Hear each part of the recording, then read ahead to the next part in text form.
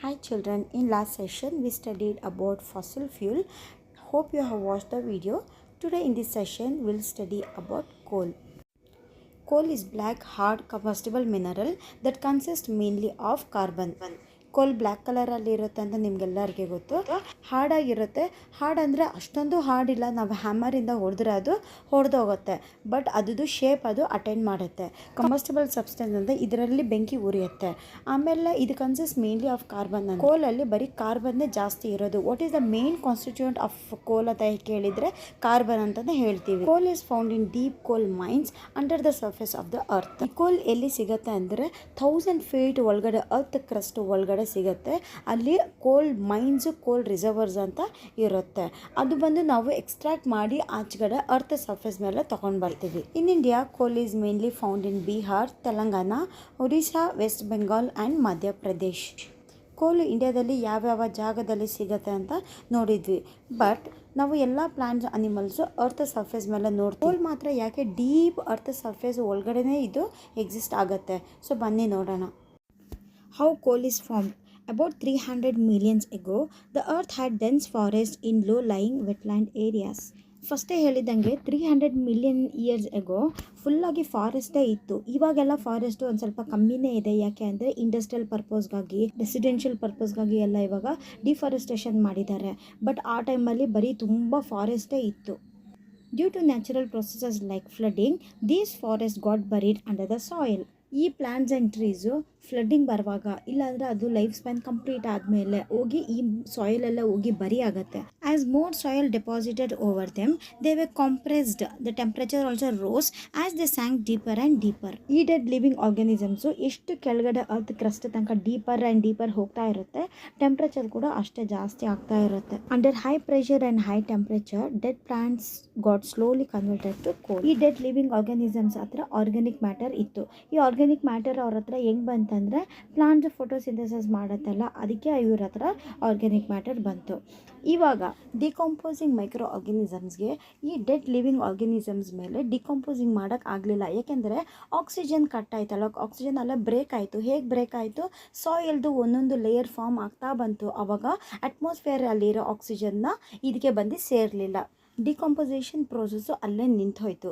ಇವಾಗ under high pressure and high temperature, dead plants got slowly converted to coal. ಇಲ್ಲಿ high pressure ಆಮೇಲೆ high ಟೆಂಪ್ರೇಚರಿಂದ ಏನಾಯ್ತು ಅಂದರೆ, ಈ ಡೆಡ್ ಲಿವಿಂಗ್ ಆರ್ಗ್ಯಾನಿಸಮ್ಸು ಅದೇನಿತ್ತು ಅದು ಬಂದು ಬೇರೆ ಒಂದು ಬ್ಲ್ಯಾಕ್ ಕಲರ್ ಸಬ್ಸ್ಟೆನ್ಸ್ಗೆ ಕನ್ವರ್ಟ್ ಆಯಿತು. ಆ ಬ್ಲ್ಯಾಕ್ ಕಲರ್ ಸಬ್ಸ್ಟೆನ್ಸ್ ಕೋಲ್ ಅಂತ ಹೇಳ್ತೀವಿ.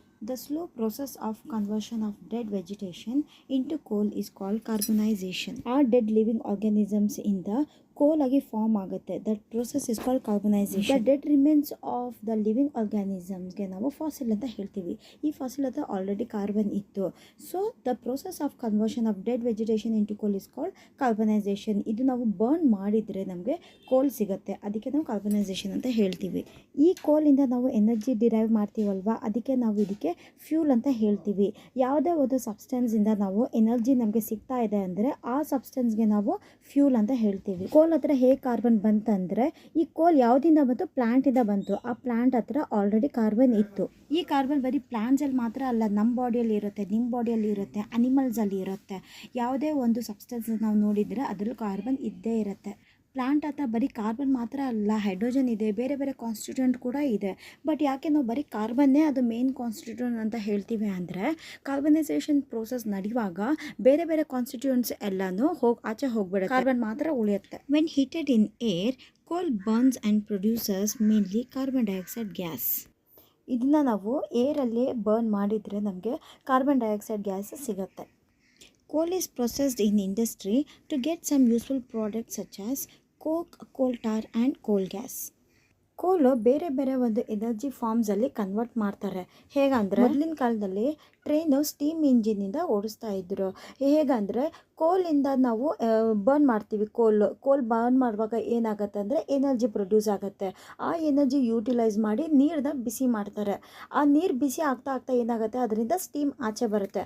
ಆ ಸ್ಟೀಮ್ ಯೂಸ್ ಮಾಡಿಕೊಂಡು ಈ ಟ್ರೈನ್ನೆಲ್ಲ ಓಡಿಸ್ತಾ ಇದ್ರು.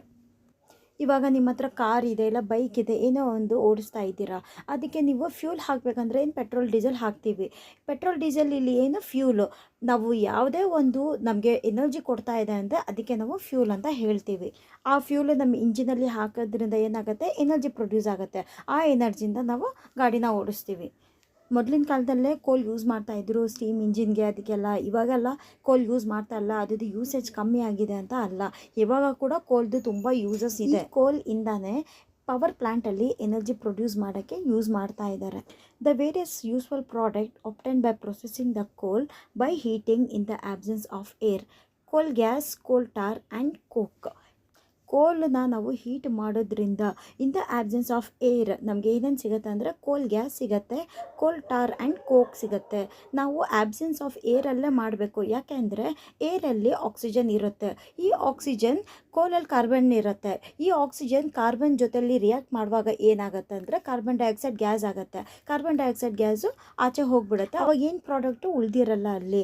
ಅದಕ್ಕೆ ಯಾವಾಗಲೂ ಆಬ್ಸೆನ್ಸ್ ಆಫ್ ಏರಲ್ಲೇ ಈ ಕೋಲ್ನ ಬರ್ನ್ ಮಾಡ್ತಾರೆ ಪ್ರಾಡಕ್ಟ್ ಆಫ್ ಕೋಲ್ ಬೇಕಾಗಿದ್ದರೆ. ಐ ಹೋಪ್ ಇಷ್ಟು ನಿಮಗೆ ಅರ್ಥ ಆಗಿದೆ ಅಂತ ಅಂದ್ಕೊಳ್ತೀನಿ.